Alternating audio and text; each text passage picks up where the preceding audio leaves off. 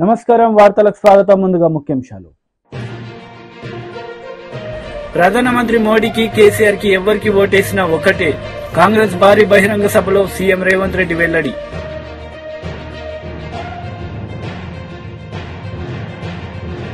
AP ప్రభుత్వ సలహాదారు Sajjala Ramakrishna Reddy press meet పలు అంశాలపై వివరణ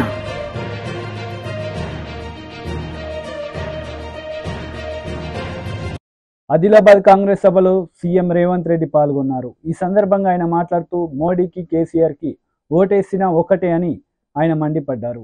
శాతం ఉంటే అంత శాతం నిధులు వాళ్ళకి ఇవ్వాలని ఇవాళ మా ప్రభుత్వం నిర్ణయం తీసుకున్నది.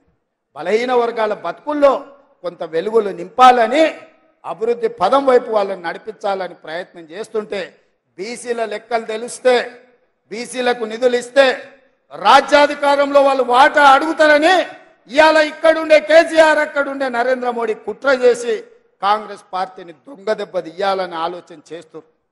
అందుకే మిత్రులారా, మీరు మోడీకి ఓటేసినా కేసీఆర్కి ఓటేసినా ఒక్కటే. వీళ్ళిద్దరు ఒక్కటే తోడు దొంగలు. ఈ తోడు దొంగలలో ఒక దొంగను డిసెంబర్ నాడు బండకేసి కొట్టిర్రు. రెండో దొంగను వచ్చే నెల మీరు గోడకేసి కొట్టాలి. మే 13 తారీఖు నాడు గోడకు మేకు దిగినట్టు బీజేపీలను కోదండమేసి కొట్టాలి. బీజేపీని ఓడగొట్టాలి. ఎందుకంటే 10 ఏళ్ళు మనల్ని ఏలిన నరేంద్ర మోడీ మనల్ని మోసం చేసిండు. మన ఖాతాలో 15 లక్షల రూపాయలు పేదోళ్ళకి వేస్తాను ఇవ్వలేదు. ప్రతి పేదవాడికి ఇల్లు కట్టిస్తాను ఇవ్వలేదు. 2 కోట్ల ఉద్యోగాలు ప్రతి సంవత్సరం ఇస్తాను. 10 ఏళ్లలో 20 కోట్ల ఉద్యోగాలు ఇవ్వాలి. ఒక్క ఉద్యోగం కూడా ఇవ్వనందుకు నిరుద్యోగ యువకులు నడుం బిగించాలి. మోడీని ఓడగొట్టాలి. ఈ ప్రాంతానికి మీకు గిరిజన యూనివర్సిటీ ఇస్తే 9 ఏళ్ళు దాన్ని మూలకు పడేసిండు. నిన్న మనం కొట్లాడితే మొదలు పెట్టిండు. అది కూడా పూర్తి చేయలే. బయ్యారం ఉక్కు కర్మాగారాన్ని కట్టలేదు. కాజీపేటలో రైల్వే కోచ్ ఫ్యాక్టరీ ఇవ్వలేదు. IIIT ఇచ్చిన దాన్ని రద్దు చేసిండు. IIITతో పాటు ITIR కారిడారు, IIM కాలేజీలు ఏవి కూడా తెలంగాణకు ఇవ్వలేదు. గుజరాత్ మాత్రం బుల్లెట్ ట్రైన్ తీసుకుపోయిండు. సబర్మతి రివర్ ఫ్రంట్ తీసుకుపోయిండు. ఇవాళ అక్కడ కావాల్సిన నిధులన్నీ తీసుకెళ్తున్నాడు. గిఫ్ట్ సిటీలు కట్టుకున్నాడు. ప్రధానమంత్రిగా అందరినీ సమానంగా చూడాల్సిన బాధ్యత నరేంద్ర మోడీ మీద ఉంది. కానీ కుత్సిత స్వభావంతో నిధులన్నీ కూడా గుజరాత్కే తీసుకెళ్ళిండు. కాబట్టి మిత్రులారా, 10 ఏళ్ళు మోడీని చూసిండ్రు, 10 ఏళ్ళు కేసీఆర్ను చూసిండ్రు. రాబోయే 10 ఏళ్ళు ఇందిరమ్మ రాజ్యాన్ని ఆశీర్వదించండి. మీ కోరికలు, మీ ఆలోచనలు, ఈ ప్రాంత అభివృద్ధి, ఈ ప్రాంత సంక్షేమాన్ని అమలు చేసే బాధ్యత కాంగ్రెస్ పార్టీ తీసుకుంటుందని మీకు మాట ఇస్తున్నా. అందుకే ఈరోజు ఒక టీచర్గా సామాన్యురాల్ని, ప్రజలలో ఉన్న అత్రం సుగుణను కాంగ్రెస్ పార్టీ అభ్యర్థిగా ఈ పార్లమెంట్ ఎన్నికల్లో నిలబెట్టింది. మీరు అత్రం సక్కును చూసిండ్రు, నగేష్ను చూసిండ్రు. వాళ్ళు ఎవరు కొత్తోళ్ళు కాదు, పాతోళ్ళే. వాళ్ళ పనితనం మీకు తెలుసు. మంచోడు అని మంచం ఎక్కిస్తే మంచం అంతా పాడు చేసిండంటే వెనకటికి వాడు అత్రం సక్కులా అంటాడు. ఇక నగేష్ గురించి నేను చెప్పాల్సిన పని లేదు. బుద్ధిమంతుడు అని సర్ది కడితేనంట బొడ్రాయి కానీ ఫోన్ చేసి మళ్ళీ ఇంటికి వచ్చి బోర్లో వండుకున్నాడంట. నగేష్ ఎమ్మెల్యేగా, మంత్రిగా, ఎంపీగా అన్ని పనులు చేసిండు. మీ అందరూ చూసినోడే. వాళ్ళెవరు తక్కువ కాదు. కేసీఆర్ దొరెంతనో మా గిరిజన దొరలు, ఆదివాసీ నీళ్ళు కూడా దొరలే. 11 వరకు కిందికి రాడంట నగేష్. మావాడు చెప్తుండే. చేయి కలిపితే ఎంబడే దస్తు పెట్టి తుడుస్తాడంట పేదోని చేయి కలిపితే. ఎందుక ఈ దొరలు మనకు అవసరమా? అక్కడ ఫామ్ హౌస్లు ఉండే దొరలైనా, ఇక్కడ ఆదిలాబాద్లో ఉండే దొరలైనా, ఈ దొరలతో మనకేం పని ఉంది? అందుకే మిత్రులారా, మా అక్కలకు ముఖ్యంగా మీలో ఉండే ఒక ఆడబిడ్డకు అవకాశం వచ్చింది. ఇంటైనా ఏం చెప్పినా వినకండి. సాయంత్రం హాఫ్ ఫుల్లో ఆయన వేసి వచ్చి ఓటేయండి అంటే కూడా ఆయన చెప్పినప్పుడు సరే నుండి బూత్లకు పోయినాక మీ ఆడబిడ్డ కోటేయండి. ఎందుకంటే ఆడబిడ్డలకు అవకాశాలు వచ్చేదే తక్కువ. సీతక్కనిస్తే గెలిపిస్తే ఎట్లయితే మంత్రిని చేసినామో ఇవాళ రాష్ట్రానికి సీతక్క నాయకత్వం వహిస్తుందో రేపు అత్రం సుగుణను కూడా గెలిపించండి. రాష్ట్ర స్థాయిలో, దేశ స్థాయిలో ఒక మంచి గుర్తింపు, గౌరవం మహిళలకు వస్తుంది. మహిళలకు ఇస్తే ఓడిపోతారంటే రేపు మీ పిల్లలకు కానీ ఆడబిడ్డలకు కానీ అవకాశాలు రావు. అందుకే మా అక్కలందరికీ విజ్ఞప్తి చేస్తున్నా, ఈ ఆడబిడ్డను ఆశీర్వదించండి. మీలో ఒకరు మీ పేదింటి ఆడబిడ్డ. ఈ ఆడబిడ్డని గెలిపించాల్సిందిగా మీ అందరిని కోరుకుంటూ మీ దగ్గర సెలవు తీసుకుంటున్నా. మీరందరు సిద్ధమేనా? సిద్ధమేనా? ఏమంటలేరు? అప్పటి నుంచి చాలా జోరు చూపిస్తారు కదా. సిద్ధమేనా? YCP leader Posani Krishnamurali press meet నిర్వహించారు. ఈ సందర్భంగా టీడీపీ నేతలపై ఆయన మండిపడ్డారు. ఇతన చంద్రబాబు నాయుడు తడుకొని తలకాయ తడుకొని వెన్నుపోటు మామూలు వెన్నుపోటు పొడిచి దొంగదారిలో సీఎం పెడతారు. సీఎం అవుతాడా? ఆ మేకప్ తీసి పరేశాడు. ఇప్పుడు వేరే కొత్త మేకప్ వేసుకున్నాడు. ఇప్పుడు విజన్ ఉంది, 40 వరకు విజన్ ఉన్న గొప్ప మనిషి. అందుకని అతనికే మనం అర్థం, మన కాపుల్లో ఎవరు సీఎం గా పనికిరారు, నేను అన్ఫిట్ కాబట్టి ఆయనకే వేయండి అని వెళ్ళిపోయాడు. ఇతను నేను నాయకుణ్ణి, నేను జనసేన అధినేతని అని ఈయన వ్యాన్లెక్కి కారులెక్కి ఏం మాట్లాడతావు పవన్ కళ్యాణ్?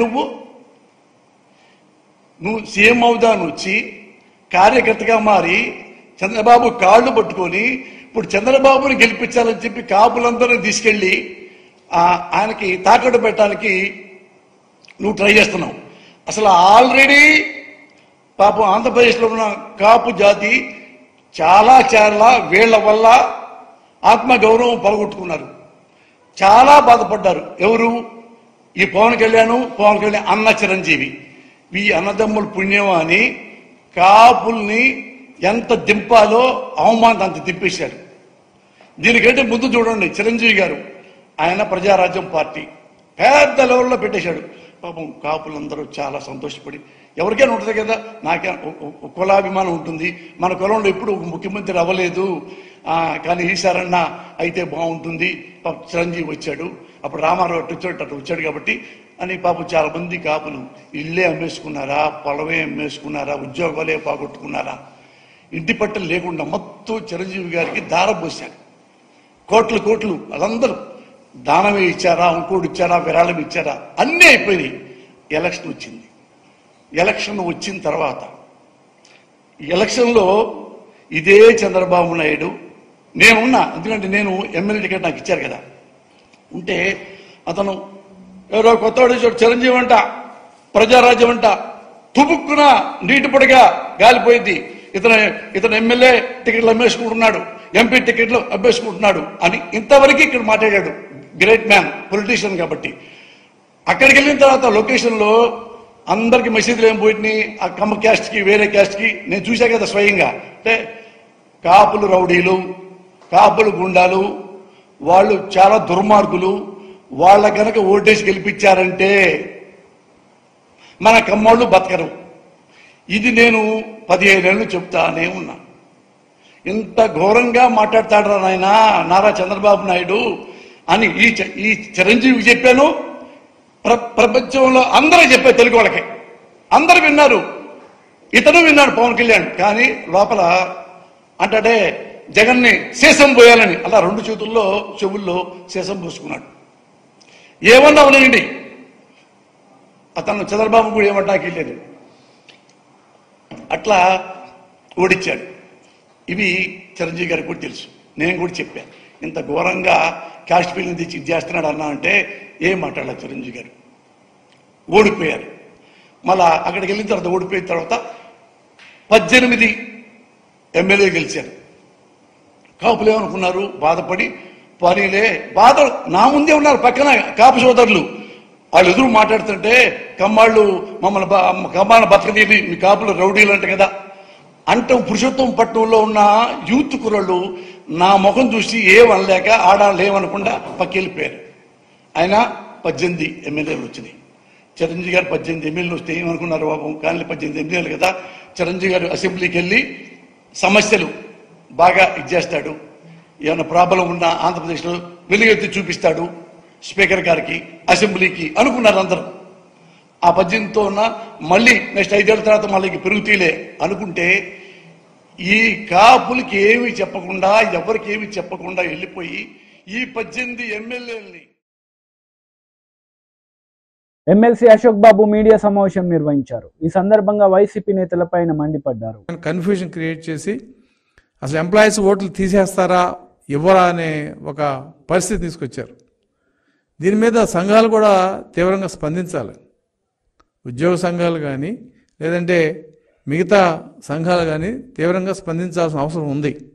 ఎందుకంటే ఈ ఓటు, ఈసారి వేసే ఓటు, ప్రతి ఓటు కూడా చాలా విలువైంది. ప్రభుత్వం ఒక మోసపూరిత కుట్ర అధికారుల ద్వారా చేయిస్తుంది. మాకు ఇన్స్ట్రక్షన్స్ లేవు, మాకేం చేయాలో తెలియదు కాబట్టి మీ ఫారం 12 మేము తీసుకోము, సింపుల్గా ఒకటే మాట. కాబట్టి తెలుగుదేశం ప్రభుత్వం, తెలుగుదేశం పార్టీ తరఫున మేము దీన్ని స్పష్టంగా ఎలక్షన్ కమిషన్ని రిప్రజెంట్ చేయడం జరిగింది.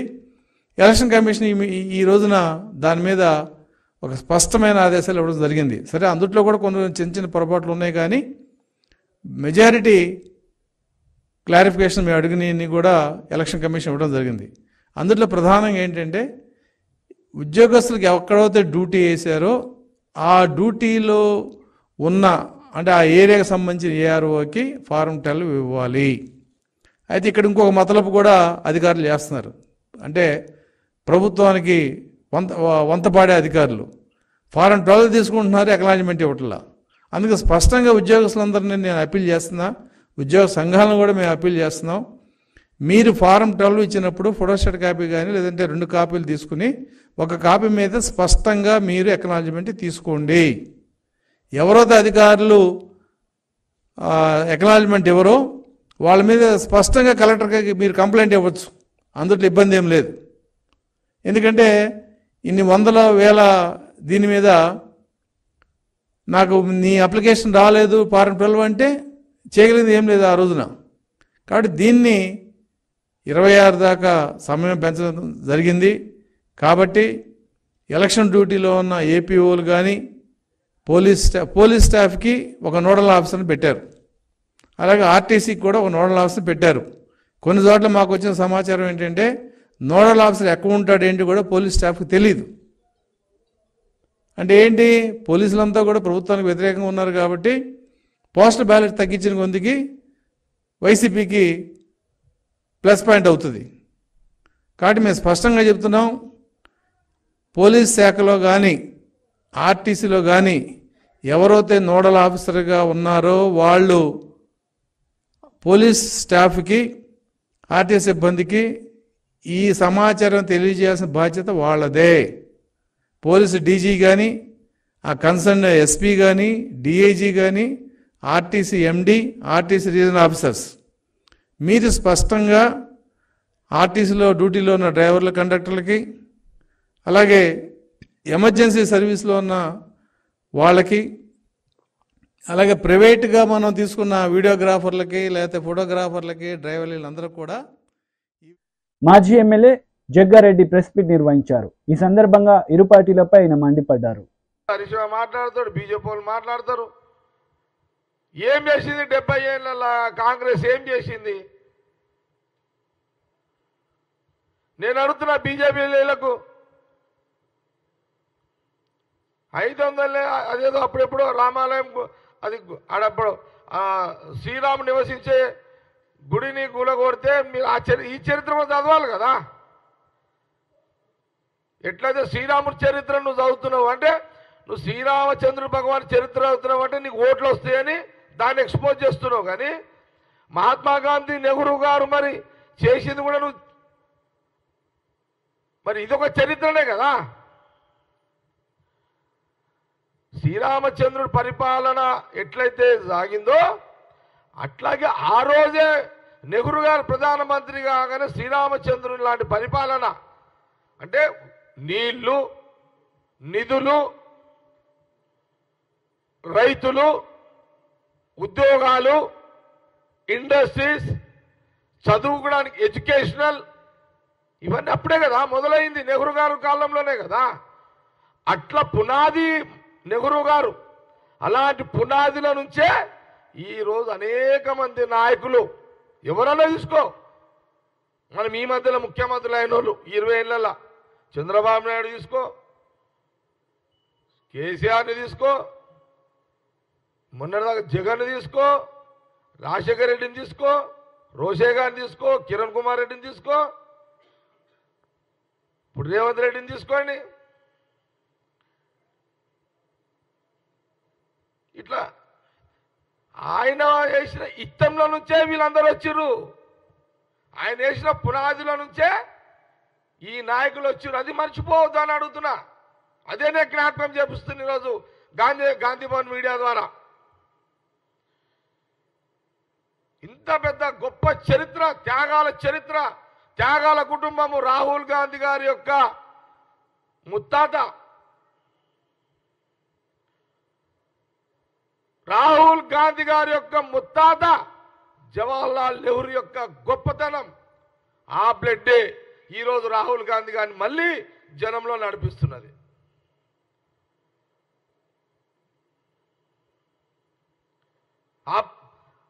ఆ బ్లడ్కి పవర్ ఉంది, త్యాగాల బ్లడ్ అది రాహుల్ గాంధీ గారి యొక్క కుటుంబం.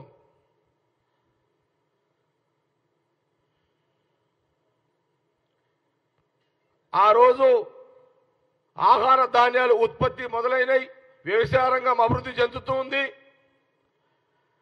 కరువు వస్తే కూడా, ఎప్పుడన్నా కరువు వస్తే, వర్షాలు పడకుండా కరువు వస్తే ఒక 3 సంవత్సరాలు ధాన్యాలు నిల్వ ఉండే విధంగా గోదాములు కూడా కట్టడం జరిగింది. దేశం మొత్తము అకాల వర్షాలు లేకపోయినా, వర్షాలు వచ్చి పంటలు కొట్టుకోపోయినా, లేకపోతే వర్షాలు లేక పంటలు ఎండిపోయినా, ధాన్యం లేకపోతే 3 సంవత్సరాలు కరువు ఉంటే ఆ 3 సంవత్సరాల్లో ధాన్యము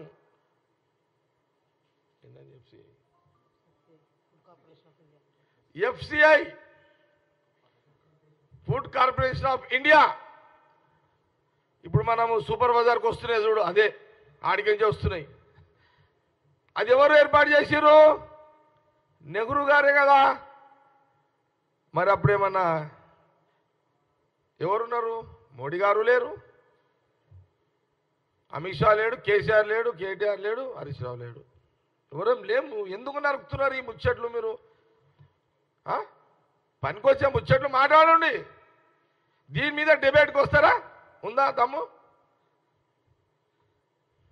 ఇక్కడ మా వాళ్ళు రెడీ ఉన్నారు. మా స్పోక్స్ పర్సన్ కమల్,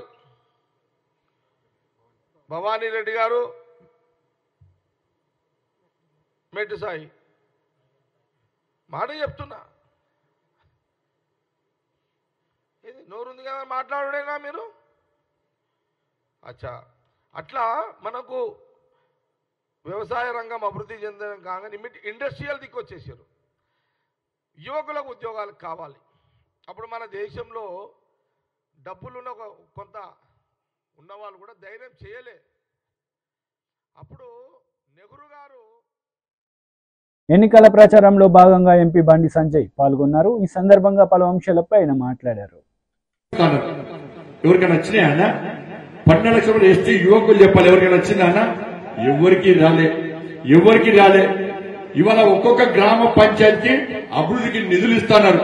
ఎక్కడ ఒక్క గ్రామ పంచాయతీ తండాలకు పైసలు ఇస్తున్నారు. తండాలకు పైసలు సంవత్సరానికి 20 లక్షల రూపాయలు ఇస్తున్నారు. అవి లేవు.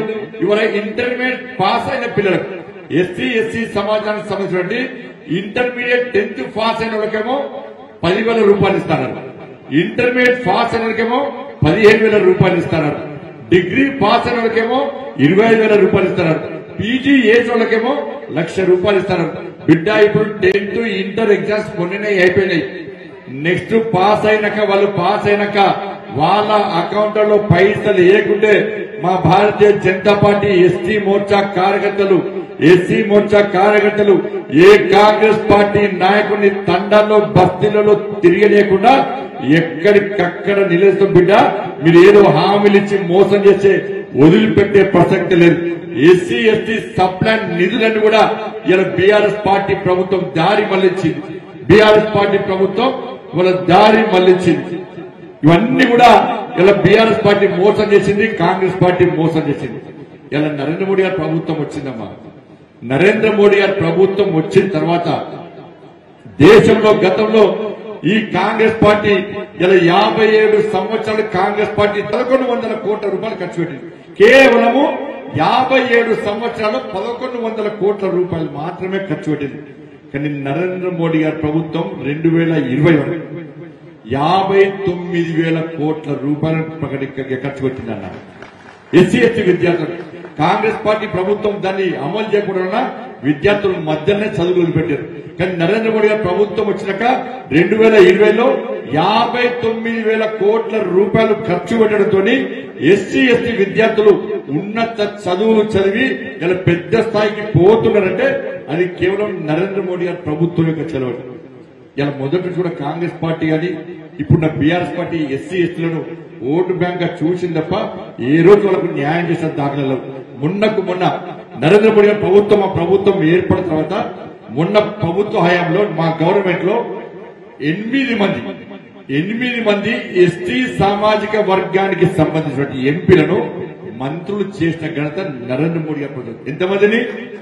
8 మంది ఎస్టీ మంత్రులను మంత్రులు చేస్తాం, ఎస్టీ ఎంపీలను మంత్రులు చేస్తాం నరేంద్ర మోడీ గారు. 27 మంది బీసీ ఎంపీలను మంత్రులు చేస్తాం. 12 మంది ఎస్సీ సామాజిక వర్గానికి సంబంధించిన ఎంపీలను మంత్రులు చేస్తాం. ఇవాళ తెలంగాణ రాష్ట్రంలో కాంగ్రెస్ పార్టీ ప్రభుత్వం ఏర్పడ్డది. గిరిజన మంత్రి ఉన్నాడన్నా? మరి గిరిజన మంత్రిని పెట్టకపోవడానికి కారణం ఏంటి? ఎందుకు పెట్టలే? మిమ్మల్ని ఓటు బ్యాంక్ గా చూస్తారు, వీళ్ళెవ్వరు పట్టించుకోరు మమ్మల్ని అని చెప్పి ఇలా మోసం చేసే ప్రయత్నం కాంగ్రెస్ పార్టీ చేస్తుంది. మొదటి చూడ మోసమే. అంతెందుక మొన్నటి దాకా మన రాష్ట్రపతిగా ద్రౌపది ముర్ము గారు, మీకెవరికైనా తెలుసా? అంతకుముందు ద్రౌపది ముర్ము గారు ఎక్కడో మారుమూల ప్రాంతానికి సంబంధించిన ఒక గిరిజన ఆడబిడ్డ ద్రౌపది ముర్ము గారిని రాష్ట్రపతిగా చేయడానికి భారతీయ జనతా పార్టీ నరేంద్ర మోడీ గారు ముందుకొస్తే ఇదే కాంగ్రెస్ పార్టీ బీఆర్ఎస్ పార్టీ ఇద్దరు కలిసి ఇలా గిరిజన బిడ్డ రాష్ట్రపతి కావడానికి వీల్లేదు, గిరిజనులు రాష్ట్రపతి కావడానికి వీల్లేదు. ఏపీ ప్రభుత్వ సలహాదారు సజ్జల రామకృష్ణారెడ్డి ప్రెస్ మీట్ నిర్వహించారు. ఈ సందర్భంగా పలు అంశాలపై ఆయన మాట్లాడారు. శాంక్టిటీ ఉన్నట్టు అది వాళ్ళు ఎందుకు భరిస్తున్నారో అర్థం కావట్లే. మరి చంద్రబాబు ఆకర్షణ శక్తి, ఆ మెస్మరిజం ఏముందో తెలియట్లే. కానీ ఆ పార్టీ జనసేన అనే పార్టీ ఒక్కసారి అందరూ మర్చిపోవాలని చంద్రబాబు గారు కోరుకుంటున్నా అందరూ గుర్తు చేసుకోవడం అవసరం.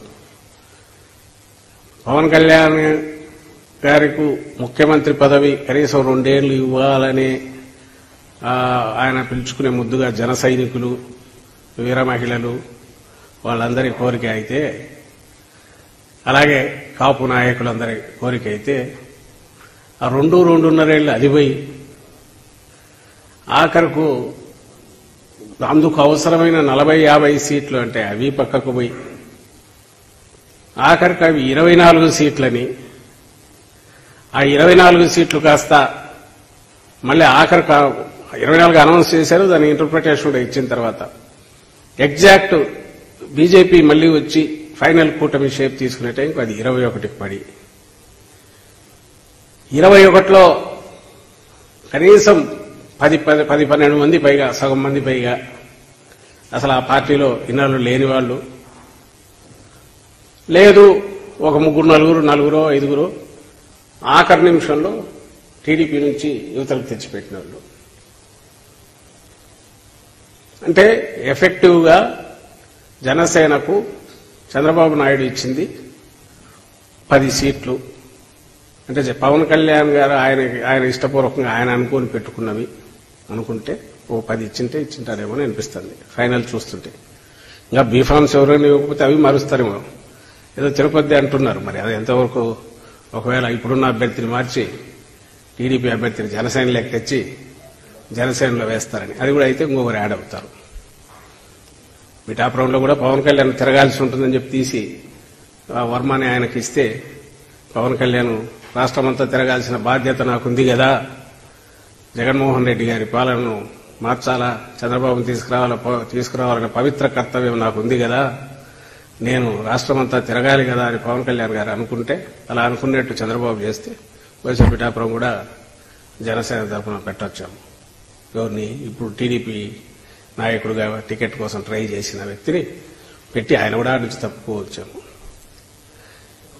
అది ఇప్పుడు బీజేపీ కనిపిస్తుంది. బీజేపీలో కూడా ఆ అభ్యర్థిని అక్కడ ఇప్పుడున్న బీజేపీ అభ్యర్థిని. ఇది సీటేమో టెక్నికలీ బీజేపీకి ఉండాలి, అభ్యర్థి మాత్రం టీడీపీ వారు రావాలి. అది కోరుతున్నది ఎవరు? వార్తలు వస్తున్న దాని ప్రకారం చంద్రబాబు నాయుడు గారు వదిన గారు ఎవరైతే బీజేపీలో ఉన్నారో, బీజేపీ అధ్యక్షురాలు ఉండడం కాదు, ఆమె రాజమండ్రి నుంచి పోటీ చేస్తారు కాబట్టి ఆమె పార్టీ అభ్యర్థి అయితే, బీజేపీ నాయకుడు అయితే ఆ నాయకుడి మీద నమ్మకం లేదు కాబట్టి తెలుగుదేశం పార్టీ నుంచి తన మరిది గారికి చెప్పి ఒకరిని తెచ్చి పెట్టుకుని పైన ఒప్పించుకునే ప్రయత్నం చేస్తారని అంటున్నారు. ఇది ఈ వీళ్ళ తాలూకు ఇప్పుడు ఇక్కడ రాష్ట్రంలో ఎన్డీఏ కూటమి బండారం ఎట్లుందంటే, ఇది ఎప్పుడు వింటుంటాం పంచపాండవులు మంచం కోళ్ళని. పంచపాండవులు ఎంతమంది అంటే, పంచపాండవులు అనేది 5 అనేది ఉంది. తెలియని ఇప్పుడు పంచపాండవులు అంటే ఎంతమంది అంటే. TDP leader Vijay Kumar media సమావేశం నిర్వహించారు. వైసీపీ నేతలపై ఆయన మండిపడ్డారు. ఐఏఎస్లు చేసే పదవులన్నీ వీళ్ళు కూడా అనుభవించేస్తున్నారు. కానీ వీళ్ళకి ఆ పదవుల్లో హక్కులు తప్ప పెద్ద బాధ్యతలు ఏమి ఉండవు. ఎందుకంటే ఈ గవర్నమెంట్ ఎలక్షన్ అయిపోయినా, వచ్చే గవర్నమెంట్ ఎలక్షన్ అయిపోయినా ఆటోమేటిక్గా వీళ్ళు కాడి పక్కన పెట్టేసి వాళ్ళ పాటికి వెళ్ళిపోతారు. ఇన్ని సంవత్సరాలు ఇన్ని రోజులు చేసిన వీళ్ళు చేసిన నిర్వాకాలు ఏంటి అంటే అంతే. సో వీళ్ళకి బాధ్యతలు ఏమీ ఉండవు, హక్కులు మాత్రం ఐఏఎస్లతో సమానంగా అనుభవిస్తారు. ప్రభుత్వం మారితే మనం తిరిగి మన కేంద్ర మాతృ సంస్థకి వెళ్ళిపోతామనే ధైర్యం వీళ్ళకి. ఏమవుతుంది, 5 సంవత్సరాలు ఈ గవర్నమెంట్ ఉంది, మన ఇష్టం వచ్చేది చేస్తాం. గవర్నమెంట్ మారుతుంది, రేపు ఎట్లా జూన్ 4వ తేదీ సాయంత్రం గవర్నమెంట్ మారిపోతుంది, మనం బ్యాక్ వెళ్ళిపోతాం మన కేంద్ర ప్రభుత్వ సర్వీసులకి, మందేం పోయా అనేంత ధైర్యం వీళ్ళకి. సరే, అట్లాంటి వాళ్ళు 18 మందిలో 10 మందిని దాకా చెప్పారు ఒకే సామాజిక వర్గం, 2 వేరే వేరే సామాజిక వర్గంలో ఇట్లాంటి పనులు ఉన్నారు. సరే, వీళ్ళు ఏమేం చేశారు, ఎందుకు వీళ్ళ మీద ఇంత విచ్చుకుపడుతుంది తెలుగుదేశం పార్టీ అన్నప్పుడు, ఒక 7-8 మంది లేకపోతే ఓ 9-10 మంది ఈ డెప్యుటేషన్ మీద వచ్చిన వాళ్ళు చేసిన నిర్వాకాలు మనం ఒక్కసారి పరిశీలిస్తే వీళ్ళ గురించి ఎందుకు మనం ఇంత హైరాణ పడుతున్నాము, ఎలక్షన్లు వీళ్ళు ఖచ్చితంగా ఇంపాక్ట్ చేస్తారు, వైకాపా గవర్నమెంట్కి అనుకూలంగా ఇంపాక్ట్ చేస్తారు, ఎందుకు తెలుగుదేశం పార్టీ డిమాండ్ చేస్తుందో అర్థమవుతుంది. మొదటగా ఎస్ రమణారెడ్డి, ఈయన ఐఆర్టీఎస్ 2019లో వచ్చాడు. 5 సంవత్సరాల పాటు పూర్తిగా బ్రహ్మాండమైన పెద్ద కార్పొరేషన్కి చైర్మన్గా ఉన్నాడు. ఏపీ ఎన్ఆర్ఈడి క్యాప్ అంటే 2019లో రాగానే సోలార్ ఒప్పందాలు గుర్తున్నాయా? సలహాదారు అయిన మాజీ ఐఏఎస్ ఆఫీసర్ శామ్యూల్ సలహాదారుగా ఉండకుండా ఆయనే గవర్నమెంట్ ఏమంటారు రిటైర్ అయిపోయి ఆయన సలహాదారుకు వచ్చాయని మర్చిపోయి ఆయన ఇంకా సర్వీస్లో ఉన్నట్టుగానే పెద్ద పెద్ద మీటింగులు పెట్టి సలహాదారు యొక్క హోదాలో అది తప్పు ఈ తప్పు, చంద్రబాబు తప్పు చేశారు, అది చేశారు ఇది చేశారని చెప్పి సోలార్ ఒప్పందాలని తిట్టిపోశారు. చివరికి జపనీస్ సాఫ్ట్ బ్యాంక్ ఎవరైతే సహాయం చేసిన ఆ soft bank, Japanese ambassador, Japan government వీళ్ళ మీద ప్రధానమంత్రి మోడీకి రిపోర్ట్ చేస్తే మోడీ అక్కడి నుంచి 4 మొట్టికాయలు వేస్తే అన్ని మూసుకొని మళ్ళీ అదే సోలార్ ఒప్పందాన్ని తిరిగి రాశారు. ఈసారి ఇంకొద్దిగా మన రాయితీల్ని, మేమిచ్చిన రాయితీల్ని తిట్టిపోసిన వాళ్ళు మాకంటే ఒక 4 రాయితీలు ఎక్స్ట్రా ఇచ్చారు. ఎందుకు ఇచ్చారయ్యా అంటే ఈసారి కాంట్రాక్ట్ ఇచ్చిన వాళ్ళందరూ మనోళ్ళంటే వైకాపా వాళ్ళే. రమణారెడ్డి గారు ఆయన యొక్క లాయల్టీని బాగా దాన్ని వాడారు. వైసీపీ నాయకులకు దశాబ్దాల పాటు చెల్లుబాటు అయ్యే రాయితీలను కట్టబెట్టారు. 1000 ఎకరాల కేటాయింపులు జరిగిపోయాయి. ఈయన టెన్యూర్లో అంతా స్వామి భక్తే పూర్తి స్థాయిలో సాష్టాంగ పడిపోయారు. ఎట్లా పడిపోయారంటే సోలార్ ఒప్పందాల పేరుతో అరబిందో, ఇండోసోల్ ఇట్లాంటి కంపెనీలకి లక్షల ఎకరాలు, దాదాపు 1,20,000 ఎకరాలు, ఒక కంపెనీకి సోలార్ ఒప్పందాల కోసం 70,000 ఎకరాలు, అరబిందోకి ఇంకొక 30,000 ఎకరాలు, మొత్తం కలిసి 3-4 కంపెనీలకి 1,20,000 ఎకరాలు ఈ రమణారెడ్డి గారు కట్టబెట్టారు. ఇది వైకాపా పార్టీకి ఆయన చేసిన ఏమంటారు ఆయన్ని డిప్యూటేషన్ మీద తీసుకొచ్చి. వార్తలు ముగించే ముందు ముఖ్యాంశాలు మరోసారి. ప్రధానమంత్రి మోడీకి కేసీఆర్ కి ఎవరికి ఓటేసినా ఒకటే. కాంగ్రెస్ భారీ బహిరంగ సభలో సీఎం రేవంత్ రెడ్డి వెల్లడి.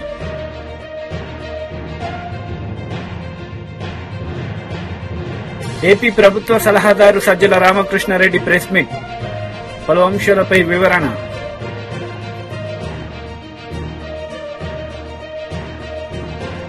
ఈ వార్తలు ఇంతటితో సమాప్తం. తిరిగి ప్రసారమయ్యే వార్తల్లో మళ్ళీ కలుద్దాం. అంతవరకు సెలవు. నమస్తే.